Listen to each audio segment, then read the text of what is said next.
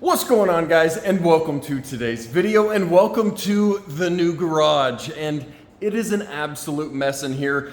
We just closed on the house a few days ago and have gotten out of the rental house, but we have not fully moved in by any means. We've got boxes piled everywhere inside. I've got everything just kind of piled around the garage here, but I've got everything under one roof again, which the whole point of this video is introducing my new daily driver, and I guess lifting my new daily driver. So without further ado, it's not what you think, because we're lifting it and you wouldn't normally lift something like this, but I'm finally getting back onto wheels. Now, you guys probably haven't seen previously in the channel, but I previously, for a very long time, had motorcycles. I had a Ninja 300, was my first bike that I put 20,000 miles on that thing. Took it to the drag strip, took it to track days, toured with the thing down to Texas multiple times. Like I said, put 20,000 miles on that bike. Eventually sold that and bought a 2013 Ninja ZX6R, a 636, and had that thing for 16,000+ miles. That one was actually a barn find that came from Hawaii that, yeah, we may talk about that in the future, but I think I've only got one bike related video previously with that 636. And now we are finally back on two wheels with another 636. And the reason why I am wanting to get back on a bike is my drive. The new house now is double, triple the distance that it was from the rental house to work. So I have a considerably longer commute now. So it just, A, yes, it's cheaper on fuel, but B, just getting through traffic on a bike is so much easier, if you will, than in a full-size vehicle. I've been dailying, obviously, Cheap Jeep here since I haven't had any rebuilder WJs, and you know, yes, it's always the reliable thing, but again, I am ready to be able to swim through traffic more efficiently. No, I'm not lane splitting. Lane splitting is not legal here in Kansas, but you can filter through traffic so much easier than you can on four wheels, obviously. So, like I said, the quick walk around here on the 636. This is a 2019 with only 4,000 miles on it. And you may be saying, I thought we were lifting something here. Now, yes, we are going to be lifting or returning to stock. This thing has a 2-inch drop on the thing, as the previous owner was a little more height deficient than myself. So he was relatively short and again lowered this thing. But even without being short, a ton of guys lower sport bikes for whatever reason to keep the nose down when you're out doing launches or what have you. I like the look of a full height sport bike. Heck, guys that go to track days even are lifting the rear even higher than stock. So if nothing else, we need to get this thing lifted back up to stock. I, being 6'3", when I am on the bike, my feet are so wide because it is so low to the ground. So again, guys, 4,000 miles on a 2019, and it's not white. I know, and hey, the Camaro has returned. Well, more to that later. But yes, not white. It's actually kind of a cool destroyer gray, metallic-y going on here in the paint. And I'm happy I branched out. You know, we have enough white things here, and this thing really looks sharp. Now, one thing that is really awesome, I always butcher the name of this exhaust, but I call it Akrapovic, however you pronounce that. It does have a Akrapovic, it's got the muffler and the mid-pipe, so the guy put about $1,000 worth of exhaust on this thing. Now, it still does have the factory header with the cat, and we may have to do something about that so we have a little bit more flow. But other than that, and the goofy 2-inch lowering kit, the thing is relatively stock. We've got some questionable eBay bar end caps that absolutely need to go and factory need to go back on. We've again got some kind of goofy blue swing arm spools that I'll probably just put some black ones on. I, as you guys know, are very OEM plus. If it can still look very factory, but just improve its performance or its usability, I'm always on board with that. So I'll probably be getting rid of some of the blue accents and going back to stock. And again here, I'm not even a big fan of tank pads, so those will probably get pulled off. Again, just returning it to stock as much as possible. But other than that, it is one owner, never been down, not torn up. It's just in really, really nice shape. But the fact it only has 4,000 miles, I have a strong suspicion that this filter and engine oil are factory because nobody does maintenance on anything they own. Take for instance this chain. It is absolutely sloppy chain. That only just kind of reinforces the thought that I assume it's probably never had an oil change. Now, yes, it only has 4,000 miles, but it's a 2019, so you should be doing it at least every year, regardless of miles. The fact that chain has never been adjusted also kind of leads me to believe it's probably not been maintained or not been adjusted.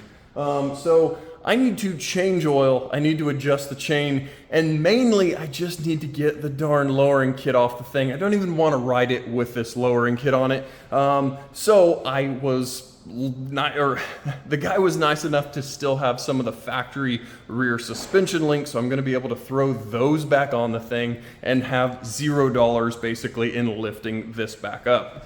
So guys, on motorcycles, here are your rear suspension links. There's two of them here stacked with our hardware. Now, yes, he only had one of the two nuts, so I will probably need to order a new Kawasaki nut just so we're all OEM. But if we look here, you can see the aftermarket rear lowering links with, yes, they're adjustable, but we've got aftermarket bolts. Again, I want the thing stock. I want to get all of that out of there and get it back to correct ride height. We also have a Yoshimura rear fender eliminator, which is completely fine. I had these on both of my previous bikes. Another thing I thought was pretty funny, this exhaust system removes the exhaust valve here, and there are two cables that are zip tied up into the frame that actuate the factory exhaust valve. When you put an aftermarket exhaust, you delete that, and normally you would remove the cables, and there is a small servo under the seat that works the exhaust valve. You would eliminate that, but again, this guy thought it was better just to zip tie the cables up under the frame and just not do anything with it. So all of these things will need to be addressed in the future to get this thing as it should be. So guys, I am going to work at pulling these bolts out here. We've got one bolt there. We've got another bolt down low, which I'm probably gonna have to pull the exhaust off, get this thing swapped back out to factory links in the rear. And then up front, it is also pretty darn easy to lower the front of a sport bike. You are sliding the forks up through the triple tree clamps up here at the top, and that's how you obtain lowering. Now, we are going to be loosening. There's a clamp bolt there and a clamp bolt way down there. We can see just the end of it. You loosen those, and then you can slide or push the fork, back into the upper clamp and lower clamp, and then the front of the bike then lifts up. Well guys, this is Tyler from The Next Night. I've been working on this over the last few nights as I've gotten a little bit of time as we've been putting things away and hanging TVs and doing all of the new house things that I should be doing inside. But I didn't record any of it, but I did get the lowering kit off this thing. So obviously it's going to be hard to tell for you guys, but we do have the factory rear links on this thing, so they are looking good. We did have to pull the exhaust off, which only let me go through it and kind of properly install everything, torque everything down, which makes me feel even better about it since I know that I'm the one that had it off last. Now up here on the upper fork area, you can see we just have a teeny bit of fork protruding through the top clamp. Now that is the factory spec for 2013 through 2018, which is 7 millimeters of that upper fork poking through. I couldn't really find specs for the 19 and up, so I went with the 13 through 18 7 millimeter spec of fork length or fork height. It probably doesn't matter. I'm dailying right now, but eventually this thing will hit the track. Now I did run around and grab oil and filter for this thing, and I believe my suspicions were correct. Obviously you guys can't really tell the oil color, but I am like 100% sure this is the factory oil and filter coming out of this thing. It only has 4,000 miles, but again, it is a 2019. The oil was very, very dark. It was full at least, but it was very dark. Yeah, the fact it had a Kawi filter and dark black oil just only leads me to believe that it was the factory oil. Yeah, that's not great buying something that hasn't ever had an oil change, even though it only has 4,000 miles, but oh well, we're putting a new, fresh factory Kawasaki oil filter on this thing and going to fill it up with Mobil 1 Racing T4 10W40, which I always pick up at Walmart. It is the cheapest there, and it is the same stuff that you would get at O'Reilly's or AutoZone for the motorcycles. So that's what I'm working on now.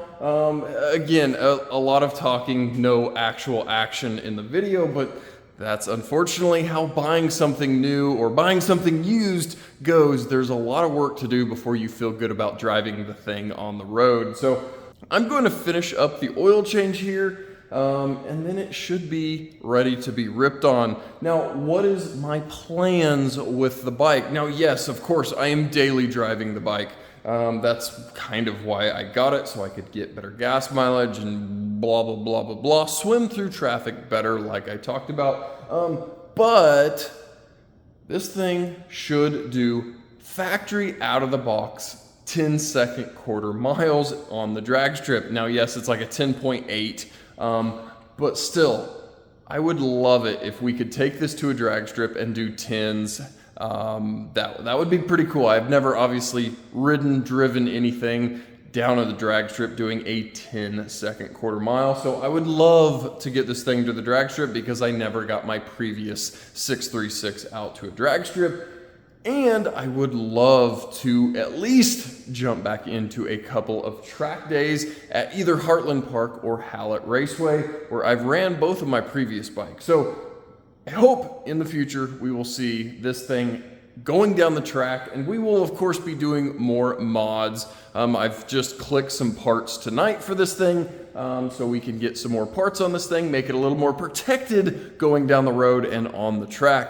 So guys, I apologize for the absolutely boring, long talking video with absolutely no action. I really apologize. And if you're still watching, I've got to thank you so much. But been out here working, and yeah, I need to get some oil poured in this thing and then get it on the road.